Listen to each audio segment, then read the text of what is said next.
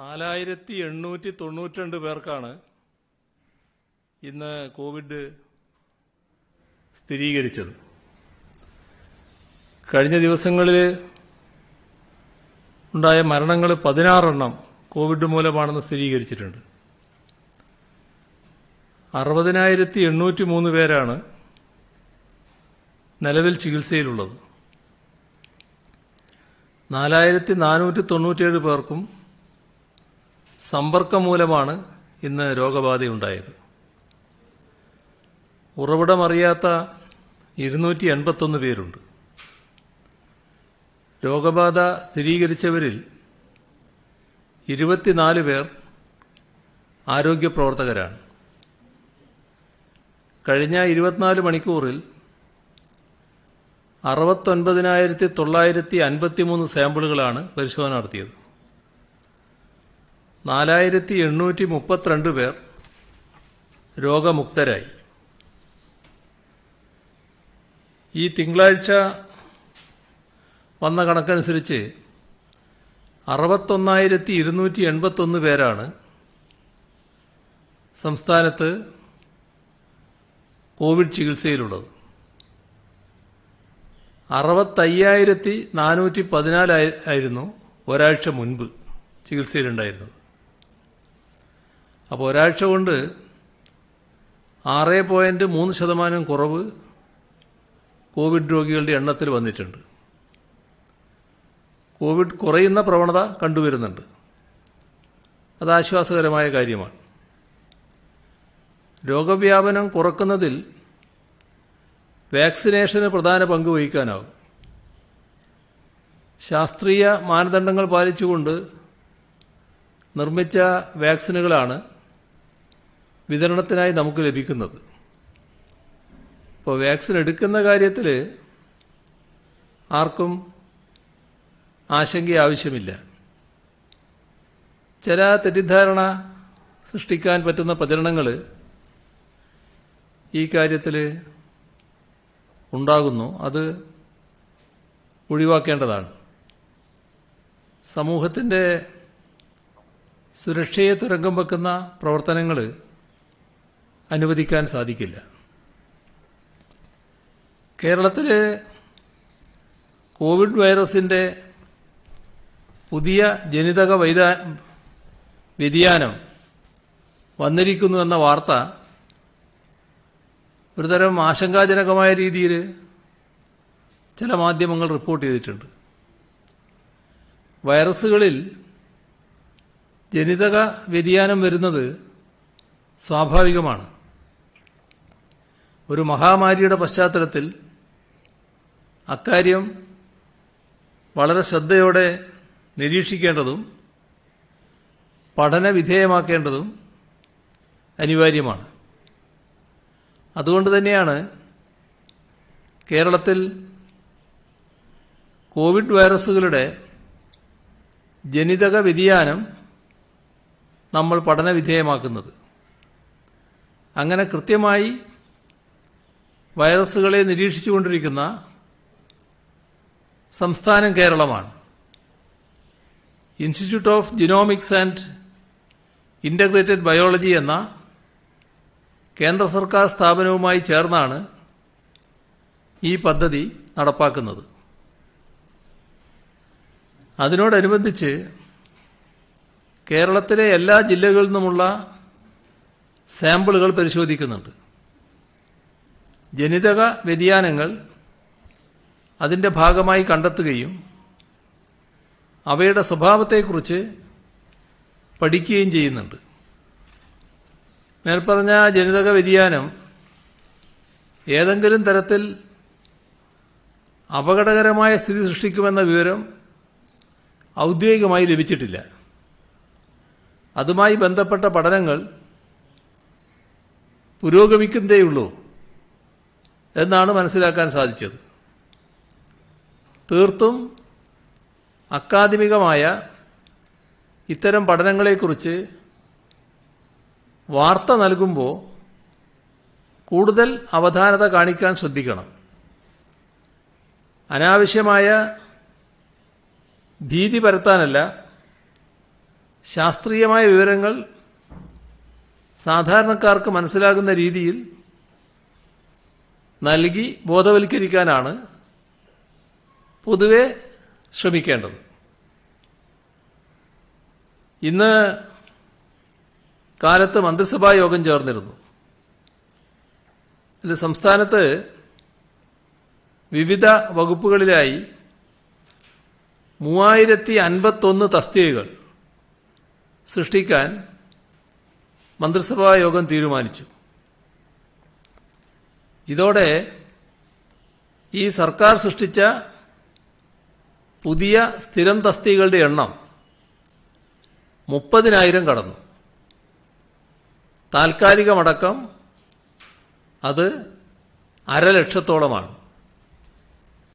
ആരോഗ്യവകുപ്പിൽ 2027 തസ്തികകൾ സൃഷ്ടിക്കാനാണ് ഇന്ന് തീരുമാനിച്ചത്. ഇതിൽ 1200 തസ്തികകൾ ആരോഗ്യവകുപ്പ് ഡയറക്ടറുടെ കീഴിലും 527 എണ്ണം മെഡിക്കൽ എഡ്യൂക്കേഷൻ ഡയറക്ടറുടെ കീഴിലും 300 തസ്തികകൾ ആയുഷ് വകുപ്പിന് കീഴിലുമാണ്. ഇതിനു പുറമേയുമുണ്ട്.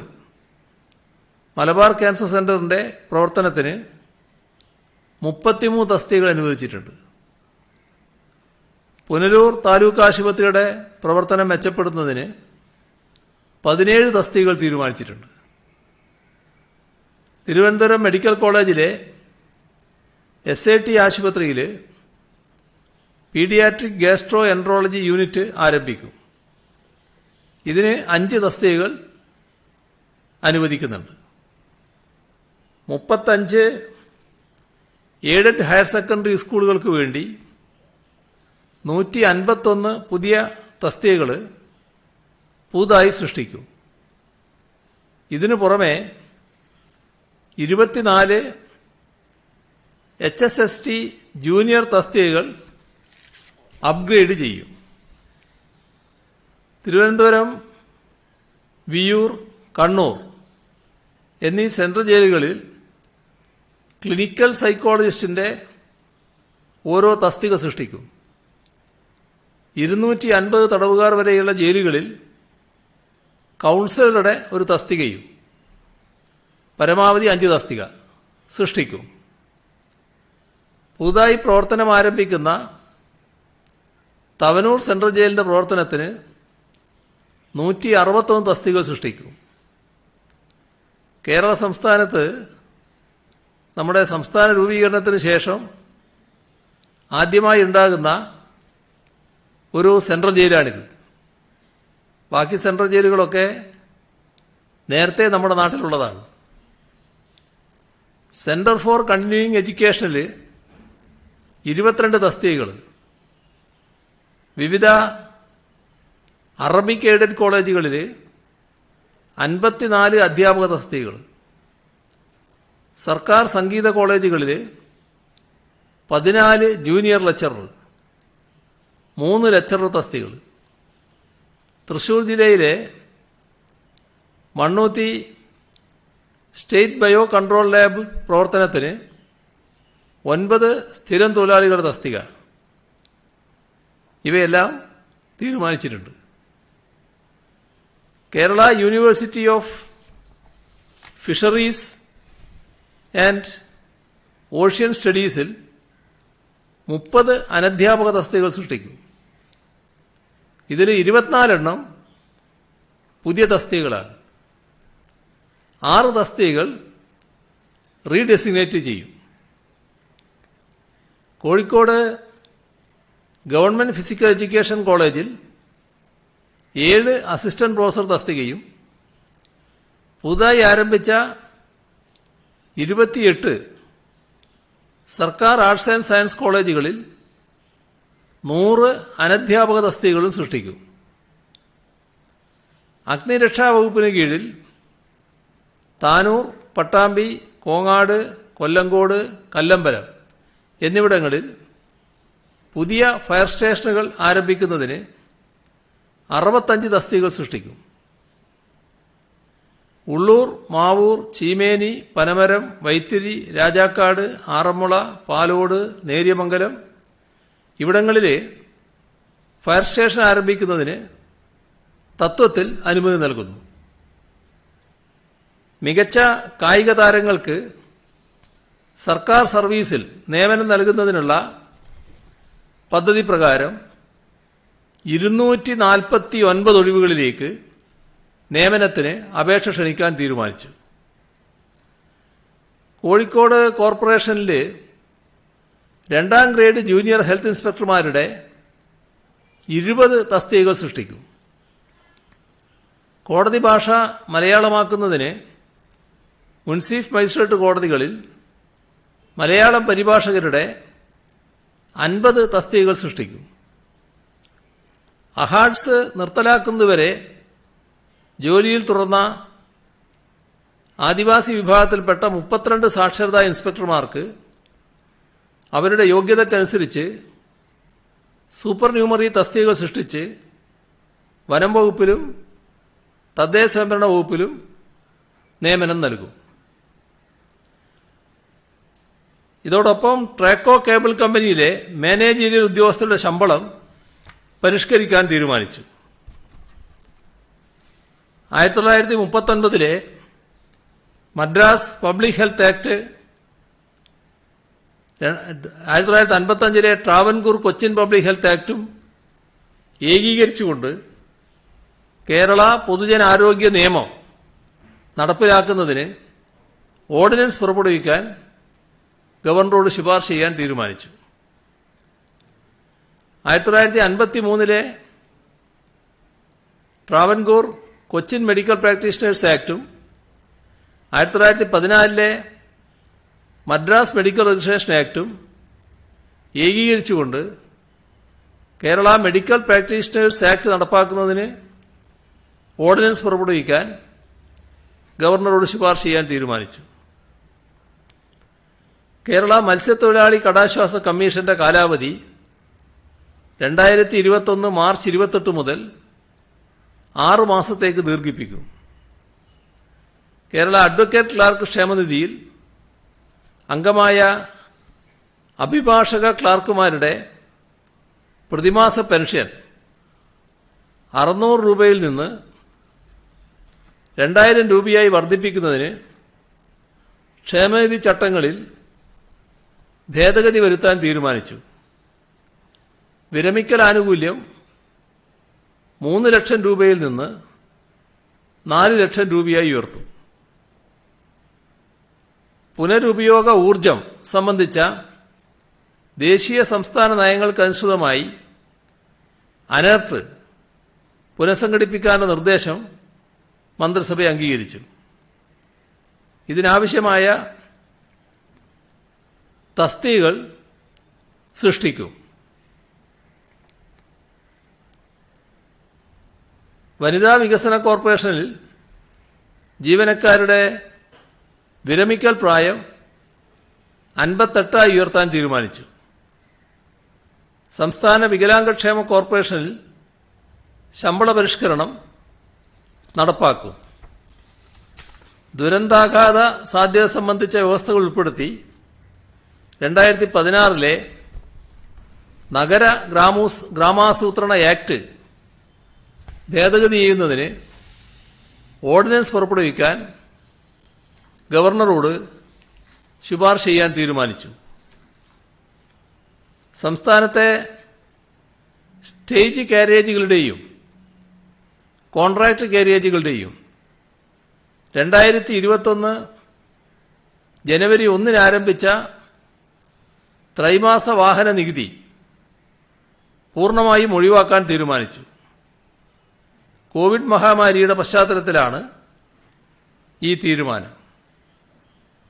കേരളത്തിൽ കാർഷിക സംസ്കാരത്തിന്റെ ഭാഗമായ കാളപൂട്ട്, കന്നുപൂട്ട്, മരവടി, ഉഴവു മത്സരങ്ങൾ തുറന്നു നടത്തുന്നതിന് കേന്ദ്ര നിയമമായ prevention of cruelty to animals ആക്ടിൽ ഭേദഗതി വരുത്തിയ prevention of cruelty to animals Kerala ഭേദഗതി ബിൽ മന്ത്രിസഭ അംഗീകരിച്ചു.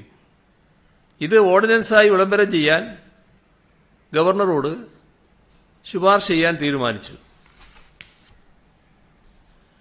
കോവിഡ് മൂലം പ്രതിസന്ധിയിലായ IT കമ്പനികളെ സഹായിക്കുന്നതിന് സർക്കാർ IT പാർക്കുകളിൽ 25,000 ചതുരശ്ര അടി വരെ സ്ഥലം ഉപയോഗിക്കുന്ന കമ്പനികൾക്ക് 2020 ഏപ്രിൽ മെയ് ജൂൺ മാസങ്ങളിലെ വാടകയിൽ 10,000 ചതുരശ്ര അടി വരെയുള്ള സ്ഥലത്തിന്റെ വാടക ഒഴിവാക്കും.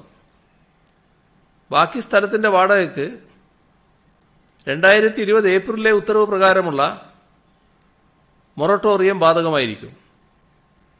ഇതിനകം വാടക അടച്ചിട്ടുണ്ടെങ്കിൽ 2020-21 തുറന്നുള്ള മാസങ്ങളിൽ അത് ക്രമീകരിച്ചു കൊടുക്കും. 10,000 ചതുരശ്ര അടി വരെയുള്ള സ്ഥലത്ത് പ്രവർത്തിക്കുന്ന എല്ലാ സ്ഥാപനങ്ങൾക്കും 2020 ജൂലൈ മുതൽ ഡിസംബർ വരെയുള്ള വാടക എഴുതിത്തള്ളാൻ തീരുമാനിച്ചു.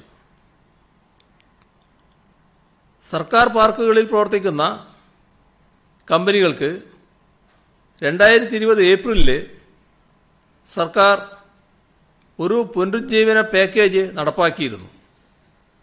അതിനു പുറമെയാണ് ഇപ്പോൾ അംഗീകരിച്ചിട്ടുള്ള ഇളവുകൾ. KSFE ജീവനക്കാരുടെ ശമ്പള പരിഷ്കരണം നടപ്പാക്കാൻ തീരുമാനിച്ചു. 2017 ആഗസ്റ്റ് 1 മുതൽ ഇതിന് പ്രാബല്യമുണ്ടാകും.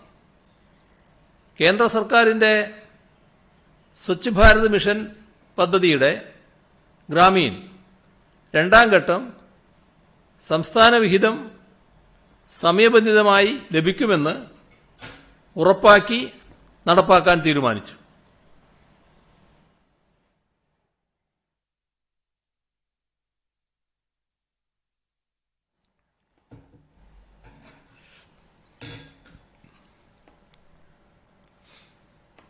ലൈഫ് മിഷനിൽ നിർമ്മിച്ച വീടുകൾക്ക് ഇൻഷുറൻസ് പരിരക്ഷ ഉറപ്പാക്കാൻ തീരുമാനിച്ചു. ഓരോ വീടിനും 4 ലക്ഷം രൂപ വരെ ഇൻഷുറൻസ് പരിരക്ഷ ലഭിക്കും. സംസ്ഥാന ഇൻഷുറൻസ് വകുപ്പ് പൊതുമേഖലാ ഇൻഷുറൻസ് കമ്പനിയായ യുണൈറ്റഡ് ഇൻഷുറൻസ് കമ്പനിയുമായി ചേർന്നാണ് ഇത് നടപ്പാക്കുന്നത്. ആദ്യ 3 വർഷത്തേക്കുള്ള പ്രീമിയം സർക്കാർ അടക്കും. 2,50,547 വീടുകൾക്ക് 8,74,00,000 രൂപയാണ് 3 വർഷത്തേക്ക് പ്രീമിയമായി വരുന്നത്. 3 വർഷത്തിന് ശേഷം ഗുണഭോക്താവിന് നേരിട്ട് ഇൻഷുറൻസ് പുതുക്കാം. ലൈഫ് മിഷനിൽ 3ാം ഘട്ടത്തിലെയും അഡീഷണൽ ലീസ്റ്റിലെയും ഗുണഭോക്താക്കൾക്ക് വീട് നിർമ്മിക്കുന്നതിന് ഹഡ്കോയിൽ നിന്ന് 1,500 കോടി രൂപ വായ്പയെടുക്കുന്നതിന് അനുമതി നൽകാൻ തീരുമാനിച്ചു. പാലക്കാട് ജില്ലയിൽ അട്ടപ്പാടി ആസ്ഥാനമായി ട്രൈബൽ താലൂക്ക് രൂപീകരിക്കും. ദീർഘകാലമായി കുടിശ്ശികയുള്ള മോട്ടോർ വാഹന നികുതി തവണകളായി അടക്കുന്നതിന് അനുമതി നൽകും. തദ്ദേശഭരണ സ്ഥാപനങ്ങൾക്കുള്ള ഓംബുഡ്സ്മാനായി മുൻ ഹൈക്കോടതി ജഡ്ജി ജസ്റ്റിസ് TS ഗോപിനാഥനെ നിയമിക്കും. കിഫ്ബി വായ്പ ലഭ്യമാക്കി KSRTC നിരത്തിലിറക്കുന്ന പുതിയ ബസ്സുകൾ ഓടിക്കുന്നതിനായി KSRTC സ്വിഫ്റ്റ് എന്ന സ്വതന്ത്ര കമ്പനി രൂപീകരിക്കുന്നതിന് തീരുമാനിച്ചു. മറ്റൊരു കാര്യം പറയാനുള്ളത്, ആർദ്രം പദ്ധതിയുടെ ഭാഗമായി സംസ്ഥാനത്ത് 64 പ്രാഥമികാരോഗ്യ കേന്ദ്രങ്ങൾ കൂടി കുടുംബാരോഗ്യ കേന്ദ്രങ്ങളായി എന്നതാണ്. ആർദ്രത്തിൻ്റെ ആദ്യഘട്ടം 170 പ്രാഥമികാരോഗ്യ കേന്ദ്രങ്ങളെയും 2ാം ഘട്ടത്തിൽ 504 പ്രാഥമികാരോഗ്യ കേന്ദ്രങ്ങളെയുമാണ് കുടുംബാരോഗ്യ കേന്ദ്രമാക്കി ഉയർത്താൻ സർക്കാർ തീരുമാനിച്ചത്. അതിൽ 461 കേന്ദ്രങ്ങൾ കുടുംബാരോഗ്യ കേന്ദ്രങ്ങളായി മാറിക്കഴിഞ്ഞു. മൂന്നാം ഘട്ടത്തിൽ 212 പ്രാഥമികാരോഗ്യ കേന്ദ്രങ്ങളെ കുടുംബാരോഗ്യ കേന്ദ്രങ്ങളാക്കി ഉയർത്തുന്നതിനുള്ള നടപടികൾ പുരോഗമിക്കുകയാണ്. വൈകാതെ അതും പൂർത്തിയാക്കാനാവും. അതോടെ സംസ്ഥാനത്ത് മുഴുവൻ പ്രാഥമികാരോഗ്യ കേന്ദ്രങ്ങളും വിപുലമായ സൗകര്യങ്ങളോടെ കുടുംബാരോഗ്യ കേന്ദ്രങ്ങളായി മാറും. നമ്മുടെ സംസ്ഥാനത്ത് IT മേഖലയിൽ വലിയ വികസന പ്രവർത്തനങ്ങൾക്കാണ് തുടക്കം കുറിച്ചിട്ടുള്ളത്. IT പാർക്കുകളിൽ 1 കോടി ചതുരശ്ര അടി സ്ഥലസൗകര്യം ഏർപ്പെടുത്താനുള്ള പ്രവർത്തനങ്ങൾ ലക്ഷ്യത്തോടടുക്കുകയാണ്. ടെക്നോ പാർക്കിൽ 3ാം ഘട്ടത്തിൻ്റെയും 4ാം ഘട്ടത്തിൻ്റെയും വികസനം സാധ്യമാക്കാൻ കഴിഞ്ഞു എന്നതിൽ വലിയ സന്തോഷമുണ്ട്. ടെക്നോ പാർക്കിലെ 4ാം ഘട്ടമായ തിരുവനന്തപുരം പള്ളിപ്പുറം ടെക്നോ സിറ്റിയിലെ ആദ്യ കെട്ടിടം പ്രവർത്തനക്ഷമമായി. അതോടൊപ്പം ടെക്നോ സിറ്റിയിൽ 97 ഏക്കറിലായി 1500 കോടി മുതൽ മുടക്കിൽ ടാറ്റ കൺസൾട്ടൻസി സർവീസസിൻ്റെ IT ഹബ്ബ് യാഥാർത്ഥ്യമാവുകയാണ്. ബോസ്റ്റൺ ആസ്ഥാനമായ ടോറസ് അവരുടെ പ്രവർത്തന വിപുലീകരണത്തിൻ്റെ ഭാഗമായി തിരുവനന്തപുരം ടെക്നോ പാർക്കിൽ എത്തിയത് കേരളത്തിൻ്റെ IT വ്യവസായത്തിന് വലിയ നേട്ടമാണ്. ടോറസ് ബിൽഡിങ്ങിൻ്റെ ഉദ്ഘാടനം ഇന്ന് നിർവഹിച്ചു. 2018 നിർമ്മാണം ആരംഭിച്ച ഡോറസ് ഡൗൺ ടൗൺ പദ്ധതിക്ക് അനേകം പ്രതിസന്ധികൾ തരണം ചെയ്യേണ്ടതായി വന്നു. ഏകദേശം 1500 കോടി രൂപയുടെ നിക്ഷേപം ഉണ്ടാകുന്ന പദ്ധതിയാണ് ഡോറസ് ഡൗൺ ടൗൺ ട്രിവാൻഡ്രം. 20 ഏക്കറിൽ 50 ലക്ഷം ചതുരശ്ര അടി ബിൽറ്റപ്പ് ഏരിയയിൽ വരുന്ന പദ്ധതിയുടെ പൂർത്തീകരണത്തോടെ 40,000 പേർക്ക് നേരിട്ടും 70,000 പേർക്കല്ലാതെയും സംസ്ഥാനത്ത് തൊഴിൽ ലഭിക്കും. പൊതുമേഖലയിൽ പ്രവർത്തിക്കുന്ന രാജ്യത്തെ ആദ്യ ഡിഫൻസ് പാർക്കിൻ്റെ ഉദ്ഘാടനവും ഇന്ന് നടന്നു.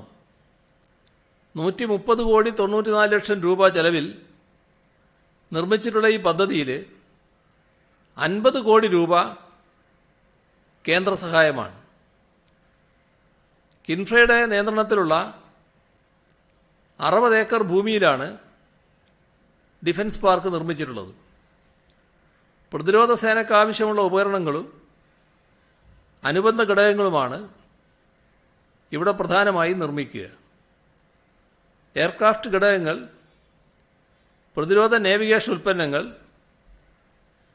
കപ്പലിൻ്റെ ഭാഗങ്ങൾ, പ്രതിരോധവുമായി ബന്ധപ്പെട്ട IT ഇലക്ട്രോണിക് സംവിധാനങ്ങൾ, മൈക്രോ സാറ്റലൈറ്റ്, തന്ത്രപ്രധാനമായ ആശയവിനിമയ സംവിധാനങ്ങൾ, സംരക്ഷണ വസ്ത്രങ്ങൾ തുടങ്ങിയവയെല്ലാം ഇതിലുൾപ്പെടും. സംരംഭകർക്കായി അതിവിപുലവും അത്യാധുനികവുമായ സംവിധാനങ്ങളാണ് ഡിഫൻസ് പാർക്കിൽ ഒരുക്കിയിട്ടുള്ളത്. വ്യവസായികൾക്ക് 30 വർഷത്തേക്ക് ഇവിടെ നിന്ന് ഭൂമി പാട്ടത്തിൽ ലഭിക്കും. അത് 90 വർഷം വരെ പുതുക്കുന്നതിനുള്ള വ്യവസ്ഥയുണ്ട്. 2 ലക്ഷം ചതുരശ്ര അടിയിലുള്ള common facility centre, administrative building, 3 വെയർഹൗസുകൾ, കോമൺ യൂട്ടിലിറ്റി സെന്റർ, കോൺഫറൻസ് റൂമുകൾ, ഇതിനെല്ലാം പുറമെ ആഭ്യന്തര റോഡ് ശൃംഖല, വിപുലമായ പാർക്കിംഗ് ഏരിയ, ചുറ്റുമതിൽ, സെക്യൂരിറ്റി സംവിധാനം ഇവയെല്ലാം സജ്ജമാക്കിയിട്ടുണ്ട്. ഇവിടേക്കാവശ്യമായ വിദഗ്ധ തൊഴിലാളികളെ ലഭ്യമാക്കും. ഇവിടെ സജ്ജമാക്കിയിട്ടുള്ള വിപുലമായ സംവിധാനങ്ങളിൽ ആകൃഷ്ടരായി നിരവധി കമ്പനികൾ ഡിഫൻസ് പാർക്കുമായി സഹകരിക്കാൻ മുന്നോട്ട് വരുന്നുണ്ട്. മറ്റൊരു കാര്യം അറിയിക്കാനുള്ളത്, അഴിമതി തുടച്ചു നീക്കുക എന്നത് സർക്കാരിൻ്റെ പ്രഖ്യാപിത നയമാണ്. അതിനാൽ ഒരു ചുവടുവെപ്പ് കൂടി നടത്തുകയാണ്. നേരത്തെ പറഞ്ഞ കാര്യമാണ്. ജനങ്ങളുടെ പങ്കാളിത്തത്തോടുകൂടി അഴിമതി മുക്ത കേരളം എന്താണ് ലക്ഷ്യം വെക്കുന്നത്. അതിനായി അഴിമതി സംബന്ധിച്ച വിവരങ്ങൾ ജനങ്ങൾക്ക് തെളിവുകൾ സഹിതം നൽകാനായി ഒരു വെബ്സൈറ്റ് ആരംഭിക്കുമെന്ന് കഴിഞ്ഞ ദിവസം അറിയിച്ചിരുന്നു. ജനജാഗ്രത എന്നാണ് വെബ്സൈറ്റിൻ്റെ പേര്. വെബ്സൈറ്റിൻ്റെ പേര് നിർദ്ദേശിക്കാൻ പൊതുജനങ്ങളോട് അഭ്യർത്ഥിച്ചിരുന്നു. 740ഓളം വ്യക്തികൾ പേരുകൾ നിർദ്ദേശിക്കുകയുണ്ടായി. അതിൽ നിന്നാണ് ജനജാഗ്രത എന്ന പേര് തിരഞ്ഞെടുത്തത്. 7 പേർ ജനജാഗ്രത എന്ന പേർ നിർദ്ദേശിച്ചു. അതിൽ ആദ്യം നിർദ്ദേശിച്ച ആളെയാണ് വിജയിയായി കണ്ടെത്തിയിരിക്കുന്നത്. പൊതുജനങ്ങൾക്ക് വെബ്സൈറ്റ് മുഖാന്തരം അഴിമതി സംബന്ധിച്ച വിവരങ്ങൾ നൽകാവുന്നതാണ്. വെബ്സൈറ്റിൽ എല്ലാ വകുപ്പുകളുടെയും പേരുകളും ഓരോ വകുപ്പിലെയും ഉദ്യോഗസ്ഥന്മാരുടെ വിവരങ്ങളും ഉണ്ടായിരിക്കും. ഏത് വകുപ്പിൽ ഏത് ലെവലിൽ അഴിമതി നടന്നാലും ജനങ്ങൾക്കത് അറിയിക്കാൻ സാധിക്കും. അത്തരം വിവരങ്ങളുടെ അടിസ്ഥാനത്തിൽ അഴിമതിക്കെതിരെ ആദ്യഘട്ടത്തിൽ മുൻകരുതൽ നടപടികളും പിന്നീട് തെളിവുകളുടെ അടിസ്ഥാനത്തിൽ തുടർ നടപടികളും വേഗത്തിൽ സ്വീകരിക്കാൻ കഴിയും. സർക്കാർ ഉദ്യോഗസ്ഥർ പലപ്പോഴും ഭയക്കുന്നത് തങ്ങൾക്കെതിരെ മനഃപൂർവ്വം ചിലരെങ്കിലും വ്യാജ അഴിമതി പരാതികൾ നൽകുന്നു എന്നതാണ്. ഈ വെബ്സൈറ്റ് യാഥാർത്ഥ്യമാകുന്നതോടെ ആ ഭയം ഇല്ലാതാകും. യഥാർത്ഥ പരാതികളും വ്യാജ പരാതികളും തിരിച്ചറിയുന്ന തരത്തിലാണ് വെബ്സൈറ്റ് രൂപകൽപ്പന ചെയ്തിരിക്കുന്നത്. അതുകൊണ്ട് സത്യസന്ധമായി ജോലി ചെയ്യുന്ന സർക്കാർ ഉദ്യോഗസ്ഥർ ഭയക്കേണ്ടതില്ല. പൂർണ്ണമായി ജനങ്ങളുടെ പിന്തുണയോടുകൂടി മാത്രമേ ഈ പദ്ധതി വിജയത്തിലെത്തിക്കാനാവൂ. സ്മാർട്ട് ഫോൺ വഴി ഏതൊരാൾക്കും അഴിമതി മുക്ത കേരളത്തിനായി ഇടപെടാനാകും. യാത്ര ചെയ്യുന്ന സ്ത്രീകൾക്ക് വിശ്രമത്തിനും പ്രാഥമിക സൗകര്യങ്ങൾ നിർവഹിക്കുന്നതിനുമായി വഴിയോര വിശ്രമ കേന്ദ്രങ്ങളും ശുചിമുറികളും നിർമ്മിക്കുന്ന പദ്ധതി പുരോഗമിക്കുന്നുണ്ട്. നേരത്തെ പ്രഖ്യാപിച്ച 12 പദ്ധതിയുടെ ഭാഗമായാണ് അത് നടപ്പാക്കുന്നത്. ആദ്യഘട്ടത്തിൽ 1053 ശുചിമുറികളാണ് നിർമ്മിക്കുകയോ നവീകരിക്കുകയോ ചെയ്യുന്നത്. ഇതിൽ 721 എണ്ണത്തിൻ്റെ കരാർ നൽകിക്കഴിഞ്ഞു. അതിൽ തന്നെ 502 എണ്ണത്തിൻ്റെ നിർമ്മാണം ആരംഭിച്ചു. 50ഓളം ശുചിമുറികൾ പൂർത്തീകരിച്ചിട്ടുമുണ്ട്. KSRTCയിലെ 40 ശുചിമുറികളും നവീകരിക്കുന്നുണ്ട്. തദ്ദേശഭരണ സ്ഥാപനങ്ങളുമായി സഹകരിച്ചാണ് KSRTCയിലെ പദ്ധതി നടപ്പാക്കുന്നത്. ഹിന്ദുസ്ഥാൻ പെട്രോളിയം കമ്പനി കണ്ണൂർ ജില്ലയിലെ ചാലയിൽ വഴിയോര വിശ്രമ കേന്ദ്രം നിർമ്മിക്കുന്നുണ്ട്.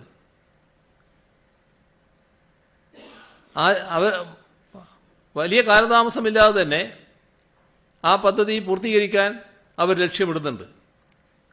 പ്രവാസികൾക്ക് നിക്ഷേപ അവസരത്തിനായി സർക്കാർ സ്ഥാപിച്ച overseas Keralites investment and holding limited എന്ന സ്ഥാപനത്തിൻ്റെ ആദ്യ സംരംഭമായി വഴിയോര വിശ്രമ കേന്ദ്രങ്ങളാണ് തുടങ്ങുന്നത്.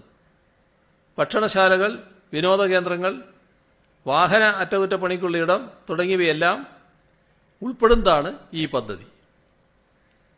ഇത്രയും കാര്യങ്ങളാണ് ഇന്ന് പങ്കുവെക്കാനുള്ളത്.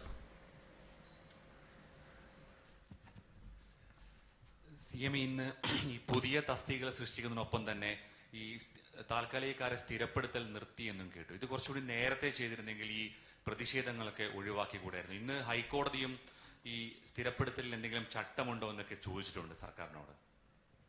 അല്ല, ഇതില് സർക്കാരെടുത്ത നടപടികളിൽ യാതൊരു അനവധാനതയും ഉണ്ടായിട്ടില്ല. നേരത്തെ എടുത്തതിൽ ഞാൻ പലവട്ടം ആവർത്തിച്ചതാണ്, ഇന്നലെയും ഇവിടെ ആവർത്തിച്ചതാണ്.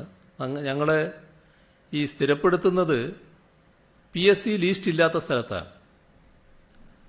PSC ലീസ്റ്റിലുള്ള ആർക്കും അവിടെ സ്ഥിരപ്പെടുത്താനും കഴിയില്ല. PSC ലീസ്റ്റുള്ളവർക്ക് നിയമനം കൊടുക്കാൻ കഴിയില്ല. PSC ലീസ്റ്റുള്ളവർ അത് ആഗ്രഹിച്ചിട്ടും കാര്യമില്ല. ഇത് ഓരോ സ്ഥാപനവും, എല്ലാ സ്ഥാപനത്തിലും PSC ലീസ്റ്റ് ഇല്ലല്ലോ, PSCക്ക് നിയമനം വിട്ടിട്ടില്ലല്ലോ. ഓരോ സ്ഥാപനത്തിൻ്റെയും നടത്തിപ്പിന് അവരോരോ ഘട്ടത്തിൽ ആളുകളെ എടുക്കുന്നുണ്ട്. അത് ചിലർ നല്ല കൃത്യതയോടെയുള്ള പരീക്ഷയും മറ്റും നടത്തി തന്നെ എടുക്കുന്നവരാണ്. എന്നാൽ അംഗീകൃത ജോലിയായി വന്നിട്ടില്ല, താൽക്കാലികക്കാരായി നിൽക്കുകയാണ്. ഇത്തരം ആളുകൾ വർഷങ്ങൾ കുറച്ചായി, വർഷങ്ങൾ 20 വർഷം ആയവരുണ്ട് ചിലർ. അപ്പോൾ അത്തരം ആളുകളെ ഏതെങ്കിലും തരത്തിലുള്ള പ്രത്യേക പരിഗണന ഇല്ലാതെ തന്നെ കൃത്യമായ മാനദണ്ഡ അടിസ്ഥാനത്തിൽ ഇത്രയും കാലം അവരവിടെ വർക്ക് ചെയ്തു എന്നുള്ളത് തന്നെ ഒരു പ്രത്യേക കാര്യമാണല്ലോ. ഒരു 20 വർഷം വർക്ക് ചെയ്ത ആൾ, 15 വർഷം വർക്ക് ചെയ്ത ആൾ, 10 വർഷം വർക്ക് ചെയ്ത ആൾ, അവരെ നിങ്ങൾ പിരിഞ്ഞു പോയിക്കോ എന്ന് പറഞ്ഞാൽ അതുണ്ടാക്കുന്ന മാനസിക പ്രശ്നമില്ലേ? അതാണ് 10 വർഷമുള്ളവരെ നിയമിക്കുന്നതിന് സർക്കാർ തീരുമാനിക്കുന്നതിനിടയാക്കിയത്. ഇപ്പോൾ ഇവിടെ വരുത്താൻ നോക്കിയ ഒരു പ്രതീതി ഇതെന്തോ ചെയ്യാൻ പാടില്ലാത്തൊരു കാര്യം ചെയ്യുന്നു. നേരത്തെ UDF ഗവൺമെന്റ് മാനദണ്ഡങ്ങളൊന്നും പാലിക്കാതെ ഈ നിയമനം നടത്തിയ ഒരുപാട് പ്രശ്നങ്ങളുണ്ട്. അവർ നിയമിച്ചവരെ അവർ തന്നെ സ്ഥിരപ്പെടുത്തിയ കാര്യങ്ങളുണ്ട്. ഇതങ്ങനൊരു കാര്യമേ വരുന്നില്ല. പൂർണ്ണമായും 10 വർഷം സർവീസ് പൂർത്തിയാക്കിയവരെ മാത്രം പരിഗണിക്കുന്ന നിലയാണ്. 10 വർഷത്തിന് മേലെ അങ്ങനെ വരുമ്പോൾ എത്ര വർഷമാകാം. പക്ഷേ അത്തരമൊരു സംഭവം നമ്മുടെ നാട്ടിൽ എന്തോ ഒരു ചെയ്യാൻ പാടില്ലാത്ത കാര്യം സർക്കാർ ചെയ്യുന്നു എന്നൊരു പ്രതീതി ഉണ്ടാക്കാൻ നോക്കുകയാണ്. ഇത് ബോധപൂർവമായൊരു നടപടിയാണ്. അപ്പോൾ ബോധപൂർവം സർക്കാരിൻ്റെ നടപടികളെ കരിവാരി തേക്കാൻ ശ്രമിക്കുന്ന ഒരു വിഭാഗം പ്രവർത്തിക്കുന്നു എന്നുള്ളത് തിരിച്ചറിഞ്ഞുകൊണ്ട് അവർക്ക് അവസരം ഉണ്ടാക്കേണ്ടതില്ല. ഈ ആളുകൾക്ക് അവസരം നഷ്ടപ്പെട്ടു പോകില്ല. ഏതാനും മാസങ്ങളുടെ പ്രശ്നം മാത്രമേ ഉണ്ടാവൂ. ഇവരെ അർഹതയുള്ളവരായിട്ട് തന്നെയാണ് ഈ ഗവൺമെന്റ് കാണുന്നത്. LDF അങ്ങനെ തന്നെയാണ് കാണുന്നത്. ഇവിടെ ജനങ്ങളിപ്പോൾ LDF സർക്കാരിനോടൊപ്പം തന്നെയാണുള്ളത്. ജനങ്ങൾ അങ്ങനെയൊരു നിലപാടെടുത്ത് അടുത്ത തെരഞ്ഞെടുപ്പിൽ തീരുമാനം വന്നാൽ നിശ്ചയമായും ഇവരെ കൈയൊഴിയാത്ത സമീപനം തന്നെയാണ് LDF സ്വീകരിക്കുക. ഇന്ന് തെറ്റായി ഉപയോഗിക്കുന്ന ആളുകൾക്ക് ഇതൊരായുധമാക്കാൻ അവസരം കൊടുക്കണ്ട എന്തുകൊണ്ടാണ് ഇപ്പോൾ ആർക്കും നിയമനം നൽകുന്നില്ല എന്ന് തീരുമാനിച്ചത്.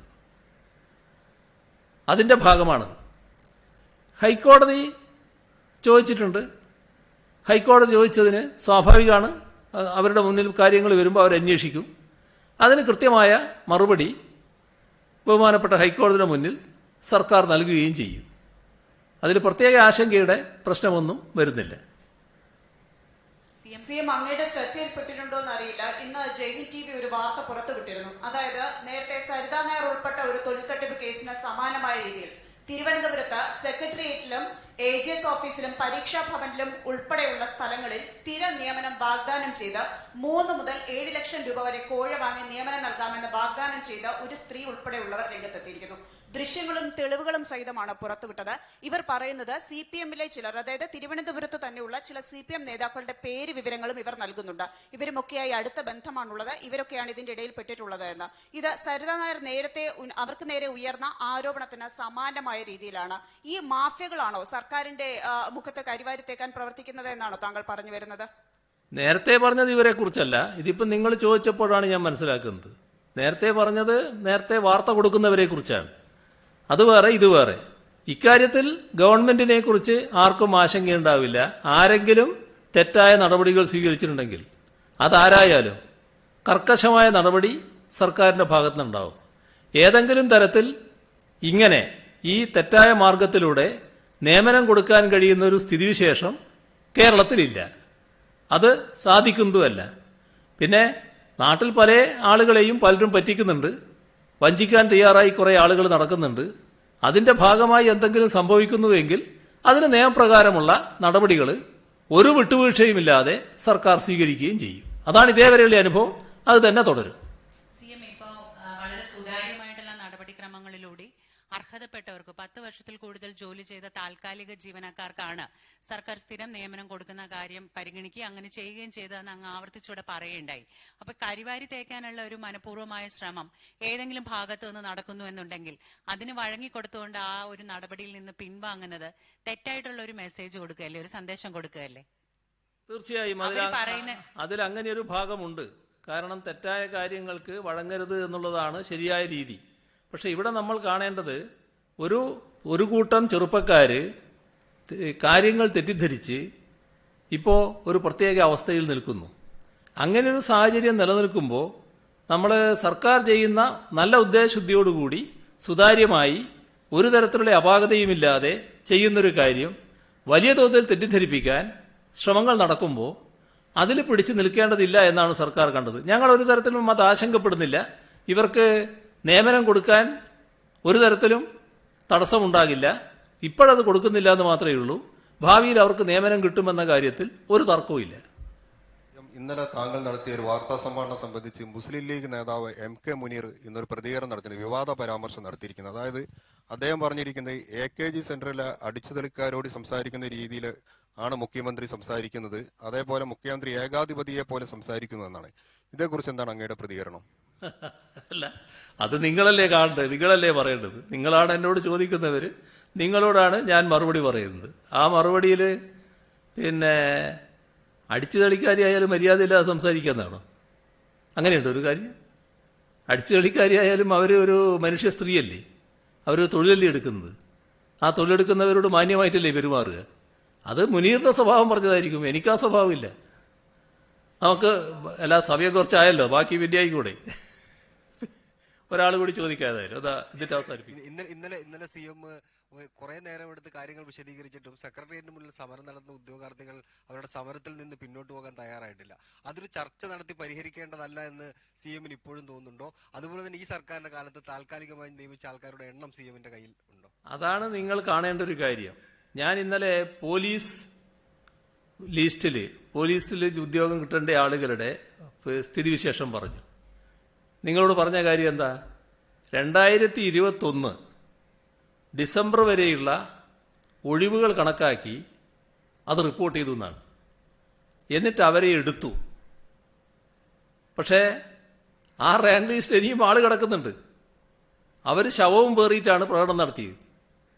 അപ്പോൾ എന്ത് പറഞ്ഞാലും എന്ത് ചെയ്താലും തങ്ങൾക്കതൊന്നും ബാധകമല്ല എന്ന് ചിന്തിക്കുന്ന ഏതാനും പേര്, അതിനാവശ്യമായ പ്രോത്സാഹനം നൽകുന്ന ചിലർ നമ്മുടെ നാട്ടിലുണ്ട്. അവർ കാര്യങ്ങൾ ബോധ്യപ്പെടുകയാണ് ആദ്യം വേണ്ടത്. ഈ ലിസ്റ്റിൽ എന്താണ് ചെയ്യാൻ സാധിക്കുക?